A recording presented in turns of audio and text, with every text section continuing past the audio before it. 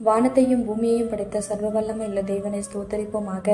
இரவு முழுவதும் கண்ணின் மணி போல பாதுகாத்து இந்த புதிய நாளை காணும்படியாக ஏப்ரல் 27ஆம் தேதிக்குள்ளாக நம்ம வழி நடத்தி வந்த தேவனுக்கு நன்றி செலுத்துவோமா? பரிசுத்தமுள்ள எங்கள் நல்ல தகப்பனை நம்ம ஸ்தோத்தரிக்கிறோம், துதிக்கிறோம் ராஜா. இந்த காலை நேரத்திலும் உண்மை நோக்கி பார்க்கக்கூடிய கிருபையை கொடுத்ததற்காக நன்றி தகப்பனே.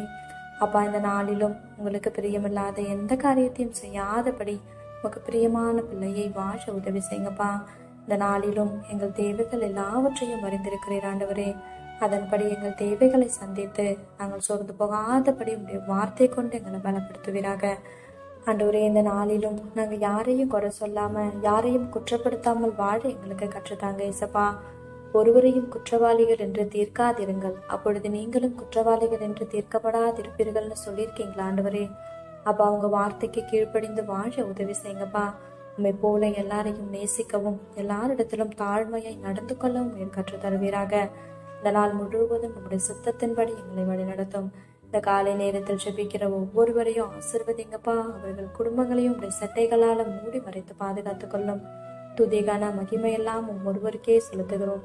இயேசு கிறிஸ்துவின் இனிய நாமத்தில் ஜெபிக்கிறோம் எங்கள் ஜீவனுள்ள நல்ல பிதாவே, ஆமென்.